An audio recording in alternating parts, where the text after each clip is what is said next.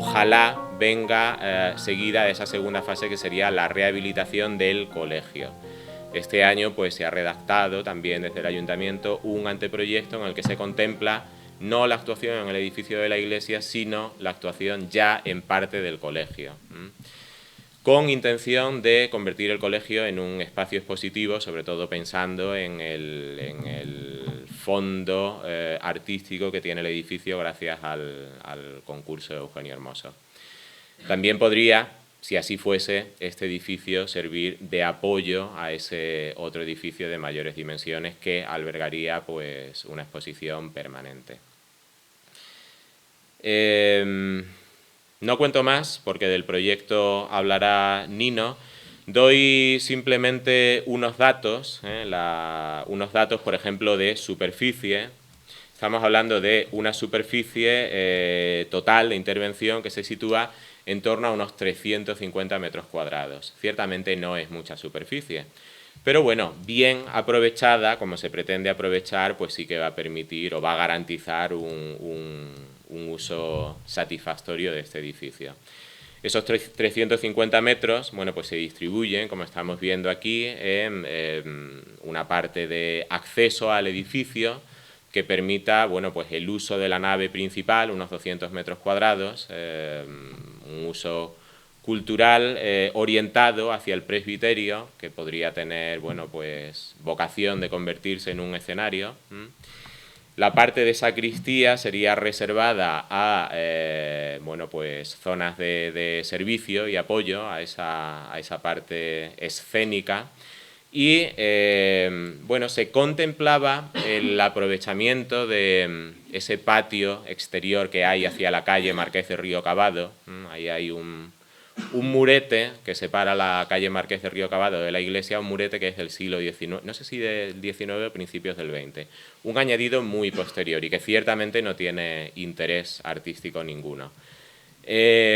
Yo, curándome en salud, y como siempre me da mucho miedo enfrentarme a la Comisión Provincial de Patrimonio, quise tocar lo menos posible y contemplaba la colocación de unos servicios ahí en ese patio.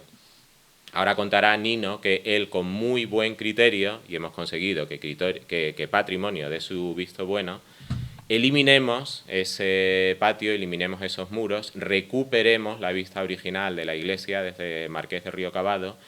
Y bueno, pues ese núcleo de servicios será reubicado en otro sitio. Ahora lo contará él.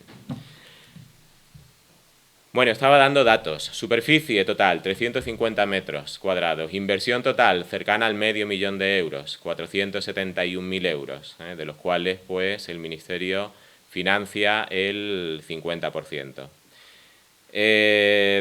Coste no solo de redacción de proyectos, sino de proyecto básico, proyecto de ejecución, dirección de obra, por parte de un equipo multidisciplinar encabezado por Nino, pero, insisto, equipo multidisciplinar con bueno, pues integrantes con sobrada experiencia en actuación en edificios de este tipo, lo cual siempre es una garantía y una tranquilidad para los que tenemos que estar un poco pendientes del asunto. 51.000 euros. Otro dato de interés, ya casi a título anecdótico. En el pliego para la contratación de todos estos servicios de redacción de documentación y dirección de obra, ellos no solamente redactan el proyecto, sino que van a dirigir la obra hasta su finalización.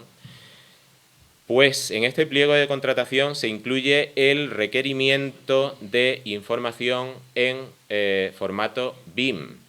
Una cosa que, por supuesto, no le sonará, pero que está muy de moda en el ámbito técnico, en mi mundo. BIM es un acrónimo inglés, Building Information Modeling, y bueno, es una metodología de trabajo que básicamente, y explicado de forma muy llana, consiste no en hacer rayas sobre unos planos para definir cómo es un edificio, sino en modelar virtualmente el edificio, y ello no solamente con el objetivo de dar una dimensión hollywoodiana a todo esto, sino de tener un elemento no solo de proyecto, sino de control de obra y sobre todo una herramienta de gestión del edificio, una vez que la obra haya terminado, tremendamente potente desde el punto de vista de la obtención de datos. Un ejemplo muy tangible y con ello acabo. La generación de esa documentación BIM, que ya está en marcha, pues se inicia necesariamente con la recogida de datos. Si queremos disponer de un modelo bueno, pues riguroso a la hora de poder obtener información de él, necesitamos hacer igualmente una toma de datos rigurosa. No hacemos una toma de datos con cinta métrica, libreta, lápiz y goma. Este equipo lo primero que ha hecho pues, ha sido levantar una nube de puntos. ¿Una nube de puntos qué es? Bueno, pues es un conjunto de puntos que nos da información geográfica muy precisa, tremendamente precisa, yo creo que podemos hablar de milímetros del edificio. Esta es la nube de puntos del edificio. Un fin de semana, pues un equipo contratado por este equipo redactor se vino con su tecnología a punta de escaneadores láser, drones, etcétera, etcétera, y estuvieron recogiendo puntos del edificio y sus alrededores, como estamos viendo aquí.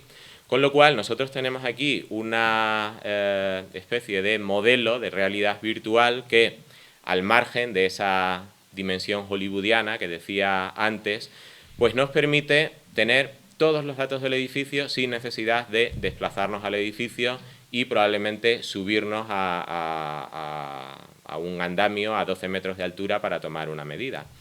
¿Qué podemos hacer con esto? Bueno, pues esto, como vemos, podemos navegar por este modelo. Este modelo pesa informáticamente mucho, ¿eh? Esto pesa 3 gigas. Quien tenga idea de lo que es 1 giga, 1 mega y tal y cual, se puede hacer idea de que realmente es un elemento complejo, un archivo complejo. Bueno, decía, ¿qué podemos hacer? Bueno, pues nosotros podemos explorar el edificio. Yo podría navegar, meterme dentro del edificio. Ahora mismo estoy encima del coro. Podría darme la vuelta, moverme con total libertad. Me voy a situar debajo del coro y voy a ver pues esas siglas que se mantienen, por ejemplo, el anagrama de los jesuitas. Pero podría hacer otras cosas mucho más interesantes, como, por ejemplo, voy a salir del edificio, voy a seccionar el edificio. Voy a seccionar el edificio, aquí tengo el edificio seccionado, yo podría mover ese plano de sección para, digamos, centrarme en la parte que me interese del edificio. Podría venir aquí a seccionar ese edificio por la parte del crucero, de la cúpula, y, bueno, pues si necesitamos una medida, por ejemplo, no necesito subirme a un andamio para, en esta especie de entorno virtual, coger una cinta métrica y hacer una medida desde, por ejemplo, este paramento de aquí a este paramento de aquí.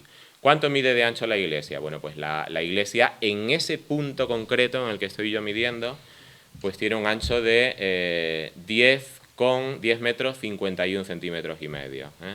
En esta parte de aquí que tiene una moldura, pues será algo menos. En esta parte, pues que tiene una moldura de mayor volumen, pues tiene menos.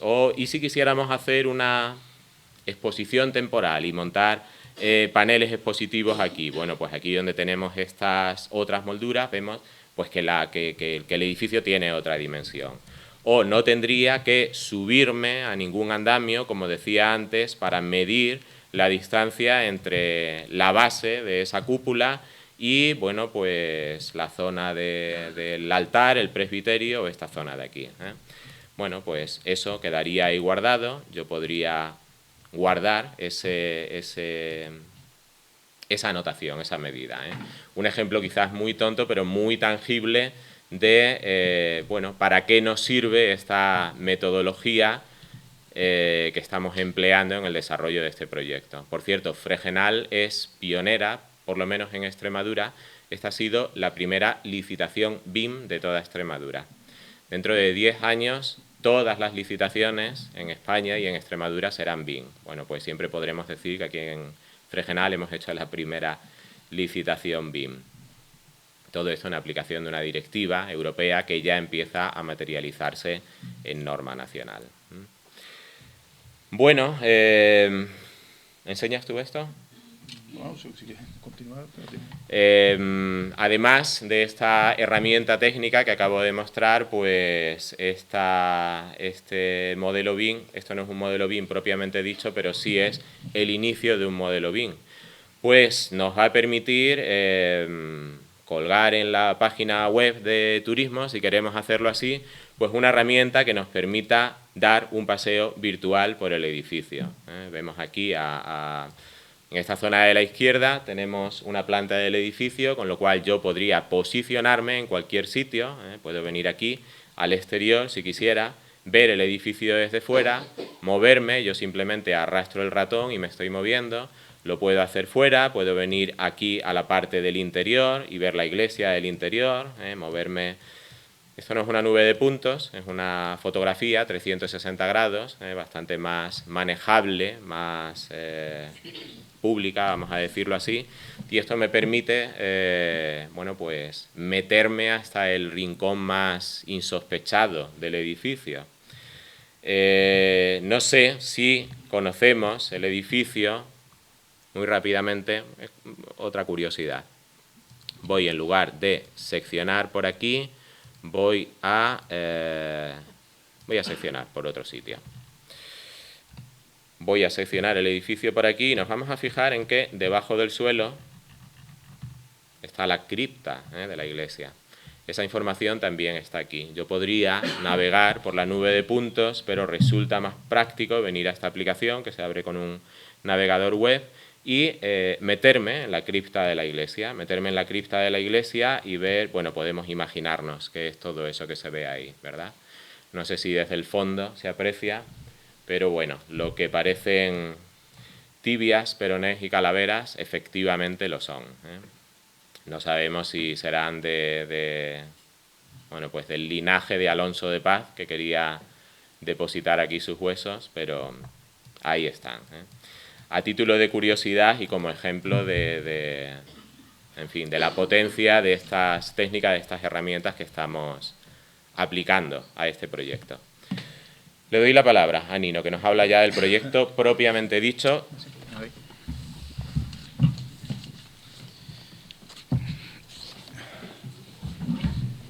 Bueno, pues... Hay una silla ahí, si alguien quiere sentarse. Hay una silla ahí, Gloria, o hay otra silla ahí por si queréis. En primer lugar, pues agradecer al Ayuntamiento la confianza que han tenido con nosotros al seleccionarnos.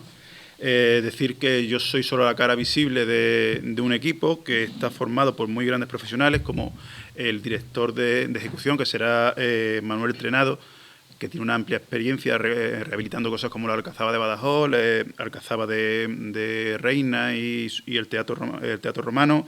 También participó en la primera fase de la rehabilitación del convento de San Francisco y además también tiene una historia que le ha estado contando muy bien Marco de este edificio y en las características artísticas que tiene, y que esperemos que también podamos contar con él para la fase de obra. Y luego hemos tenido el equipo que nos ha ayudado con toda esta nueva tecnología, que es el BIM, a la que nos tenemos que ir actualizando poquito a poco, pero que nos está costando mucho. Pero vamos, ahí en Extremadura tenemos la buena suerte de contar con algunos de los mejores profesionales en este terreno, como son los de BIM Extreme, y tenemos la suerte de poder contar con ellos en este proyecto. Este visor es además un regalo de ellos, que esto estaba fuera fuera de lo que el pliego de condiciones del Ayuntamiento nos pedía, y ellos lo han facilitado. Es una herramienta que puede ser muy práctica desde el punto de vista de turismo, para enseñar lo que, una vez que esté terminado, cómo va a quedar y cómo estaba anteriormente, que se quede ahí para registro. También contamos también con un equipo de ingenieros de INAR Consultores y con un equipo de técnicos de sonido que son Silentia, de Cáceres, para adecuar la iglesia al uso que se le va a dar, que es un tema bastante complicado porque las iglesias normalmente tienen el problema de que tienen muy mala acústica. para los usos a los que se le va a dar. Entonces, es importante también tratar de hacer una serie de ajustes fónicos tanto en los morteros de las paredes como en mobiliario que se le ponga para poder... como el uso va a ser muy genérico, no se puede llegar a la perfección en el sonido, pero por lo menos adecuarlo a lo máximo posible. Eso en cuanto al equipo, que como veis es bastante amplio. En cuanto a la introducción histórica, que él ha hecho, pues prácticamente lo ha contado todo. Solo decir que es una iglesia de planta típica de jesuita, de una iglesia salón, es muy similar a la iglesia salvando las diferencias de tamaño, claro está, a la iglesia del Gesù de Roma. Es una iglesia salón, con el crucero atrofiado, y la diferencia básica con la del Gesù es que el Gesù tiene unas capillas adosadas a los lados, y esta simplemente tiene, pues en los arcos formeros, pues tiene unos pequeños altares. Pero el concepto es el mismo, y también la forma de decorar la iglesia también más o menos es la misma. Es una iglesia que, aunque es muy bonita, o fue muy bonita, está deteriorada, pero se ve que fue muy bonita, es una iglesia muy austera. Las decoraciones son decoraciones hechas con morteros, con los relieves están hechos con morteros, están hechos... Aquí lo podríamos ir viendo. Sí, a ti no, tú te sabes mejor el de este. El rojo es arriba, he subido a la torre. Aquí, el interior. Ahí, sí. Todas estas decoraciones están hechas con mortero, por eso han caído. Si hubiesen sido labradas en piedra, pues estarían ahí todavía. Pero el hecho es que es muy bonita, pero es muy austera. Y entonces ahora va a ser complicado, pues si fuesen tratamientos de piedra serían muy sencillos de limpiar, pero al ser mortero pues habrá que reconstruirlo y habrá que rehacerlo. ¿Ves? Aquí se ve perfectamente que son todos los elementos decorativos son de ladrillo. De morteros y ladrillo. Muy degradado. Y están muy degradados por las filtraciones de humedades que ha habido. Incluso a estos angelitos que han desaparecido, pues habrá que ver hasta qué punto se pueden recuperar. No haciendo falsos históricos, porque hacer falso histórico, aparte de que la normativa legal lo prohíbe, no sería lo adecuado. Se tiene que ver qué es lo nuevo y qué es lo antiguo. Con las paredes pues pasa exactamente más o menos lo mismo. Hay algunas que están completamente perdidas. Esto en el momento que se toque se caerá y no se podrá recuperar, pero habrá otras zonas que sí se puedan recuperar y se pueda darle las características que tuvo. Tenemos la esperanza, si nos fijamos bien, la mayor parte de la iglesia ha sido encalada. Y tenemos la esperanza de que debajo de la cal, una vez que se levante y se quite, las pinturas estén en buenas condiciones, porque han estado protegidas. Y que no tengamos que gastar demasiado dinero en eso y podamos a llegar a la mayor cantidad de superficie posible y a la mayor parte de recuperaciones posible. Hemos podido sacar plantillas de cómo son todos los dibujos y todas las características cromáticas. Habrá que hacer la fase de obra. También tenemos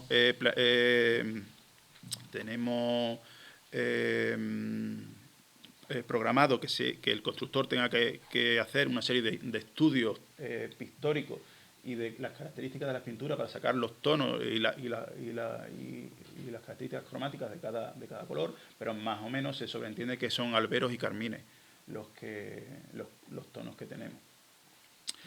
Al final me he perdido y no estoy siguiendo el guión, pero bueno, da igual. El caso. Improvisamos. Sí.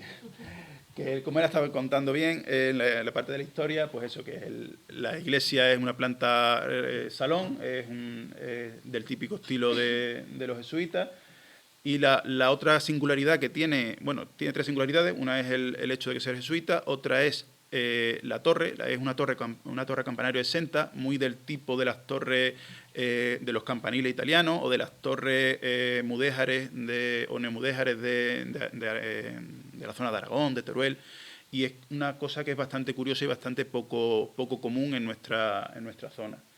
Normalmente estamos acostumbrados a que los campanarios sean espadañas o campanarios, estén sobre la puerta a los pies de la entrada de la iglesia, y esta tiene la cualidad de que es un campanario exento. Entonces, lo primero que vimos y que era lo que pedía el cuerpo y lo que era más razonable es devolverle esa característica a la torre, eliminando esa tapia que se hizo, ese patio, que era probablemente del siglo XX, que no venía a cuento y que le estaba desluciendo a la singularidad de esta iglesia. Otro de los elementos singulares es esa mezcla entre piedra y los elementos barrocos que tiene esa, que le da un carácter muy manuelino, muy portugués, que también la hace muy singular. Y le hace que sea una iglesia muy atractiva y muy bonita, y que yo creo que va a quedar muy bien una vez que esté restaurada. Sí, tenemos toda la intención. Aparte que tenemos unos profesionales que no nos van a dejar hacer cosas raras, como Manolo Trenado. Manolo Trenado es un especialista en cales y un especialista en pintura y controla muy bien el tema de la restauración. Rafael también sabe hacer muy bien las cosas y tampoco va a dejar que hagamos ninguna cosa rara. Aparte que no es voluntad del equipo técnico hacer nada que no sea lo que es rehabilitar la iglesia. Y entonces, en el tema de lo que es rehabilitar la iglesia, pues hay tres líneas de actuación. Lo que es la propia rehabilitación, o sea, el recuperar pintura, recuperar los relieves, el adecuar debería de ir poniendo imágenes, que me pongo a hablar. Recuperar lo que es el aspecto de lo que es la propia iglesia. Arreglar las humedades, tiene muchísimos problemas de humedades, que se están viendo en todas y cada una de las fotos. Se ven, todo esto son filtraciones que se han ido produciendo, se ha perdido el cromatismo de la moldura y todo esto pues hay que recuperarlo. Afortunadamente lo que es las humedades superiores, las humedades de la cubierta, que formaba parte del pliego, evaluar si era necesario sustituir la cubierta o hacerle, está en perfecto estado, todas las tejas están cogidas, por lo tanto esa obra que se hizo, creo que fue en el año 90 y algo, esa obra está perfecta, no hay que tocarla. Otra de las cosas que se pedía evaluar era el tema de las fisuras, que aparecen en algunos arcos fajones, aparecen rotos. Se ha hecho un estudio por elementos finitos, se ha levantado el conjunto de la iglesia para evaluar las cargas que se estaban produciendo y gracias también a estas nuevas tecnologías y esta forma de escanear por láser todo el edificio, hemos también obtenido lo que hemos obtenido a ver si lo encuentro.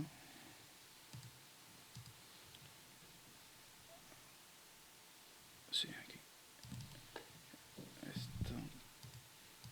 Hemos podido realizar una tomografía de lo que es la iglesia, una serie de cortes, tanto longitudinales como transversales, para poder llegar a ver los desplomes que pudieran tener las tapias. Y hemos, afortunadamente, observado que los desplomes son mínimos, son desplomes de 3 centímetros, que eso es simplemente desplomes de ejecución, o sea, no eran tan perfectos como para poder hacer la tapia sin que tuviera esos desplomes, con lo cual podemos asegurar con tranquilidad que la seguridad estructural del edificio está garantizada por muchos años todavía.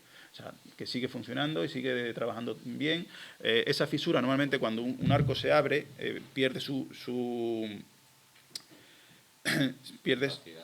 la capacidad de resistente como empotrado, pero al partirse se articula y pasa a trabajar de otra manera. Sigue siendo igual de resistente, nada más que si antes trabajaba apoyándose en los extremos y trasladando carga, ahora tiene un punto más de apoyo y sigue trabajando exactamente igual. Realmente no tiene peligro. Y podemos destinar, como él ha dicho, mayor cantidad de fondos a recuperar las pinturas. Más cosas. Eso en cuanto al tema de lo que es la rehabilitación. Luego estaría lo que es la intervención del patrimonio, intervención en el patrimonio. No encuentro cuál es mi carpeta. La tomografía que decía él es un TAC, para que nos entendamos.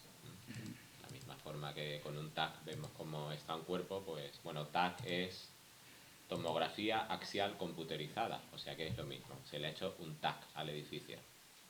Sí, me lo explica más sencillo que yo. A ver si consigo encontrar mi archivo. Estaré aquí.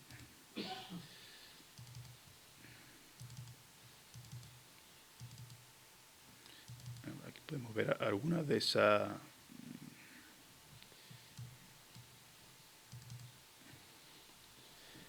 secciones en las que se van viendo.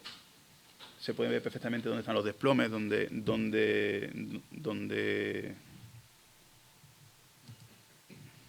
a ver si encuentro una que sea más centrada. Hablo yo mientras.